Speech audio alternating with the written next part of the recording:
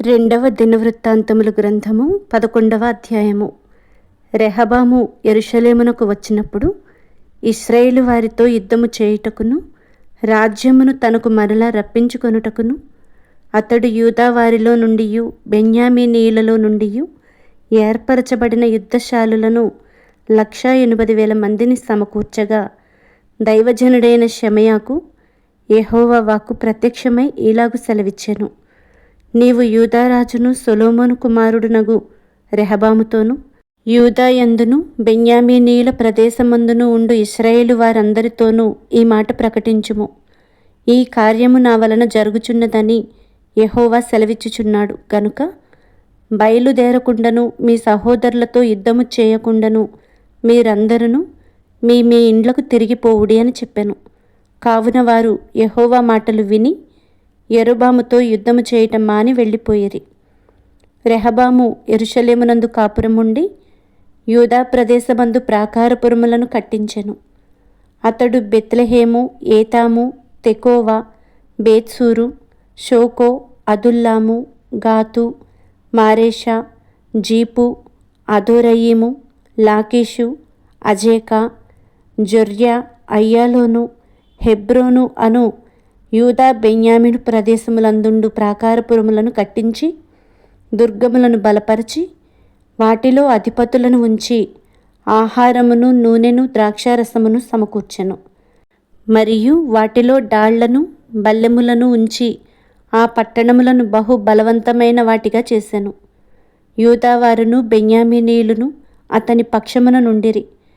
ఇశ్రాయేలు వారి మధ్య నుండి యాజకులను, లేవీయులను తామున్న ప్రదేశముల సరిహద్దులను దాటి అతని యొద్దకు వచ్చి చేరిరి.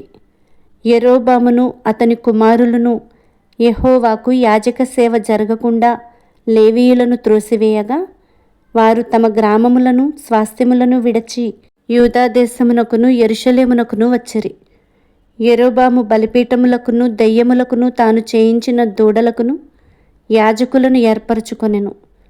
వారి చర్యలట్లుండగా ఇశ్రాయేలీల గోత్రములయందంతటను ఇశ్రాయేలీల దేవుడైన యెహోవాను వెదకుటకు మనస్సు నిలుపుకొనిన వారు తమ పితరుల దేవుడైన యెహోవాకు బలులనర్పించుటకై యెరూషలేమునకు వచ్చిరి.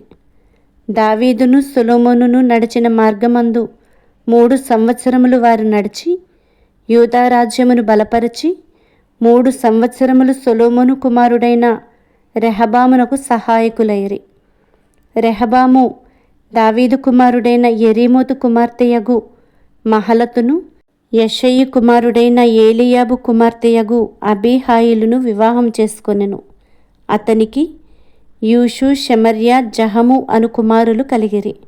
పిమ్మట అతడు అబ్షాలోము కుమార్తె అయిన మయకాను వివాహము చేసుకొనగా, ఆమె అతనికి అబీయాను, అత్తయిని, జీజాను, షెలోమితును కనెను.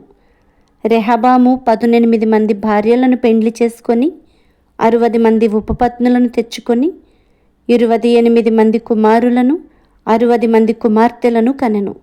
అయితే తన భార్యలందరికంటెను ఉపపత్నులందరికంటెను అబ్షాలోము కుమార్తె అయిన మయకాను అతడు ఎక్కువగా ప్రేమించెను.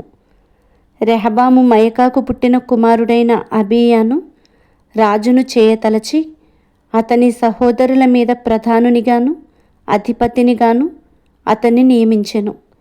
అతడు మంచి మెలకువ గలవాడై తన కుమారులలో శేషించిన వారిని యూదా బెన్యామీను సంబంధములైన ఆయా ప్రదేశములలోని ఆయా ప్రాకారపురములయందు అధిపతులుగా నియమించి వారికి విస్తారమైన సొత్తు ఇచ్చి వారికి పెండ్లిండ్లు చేసెను.